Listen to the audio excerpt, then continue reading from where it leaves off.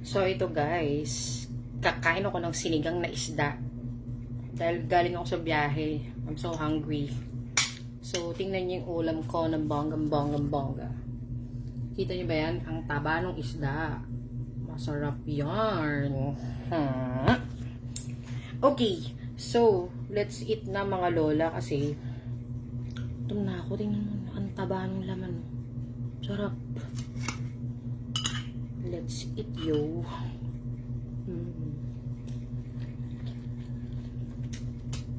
Kita nung asim na sabaw.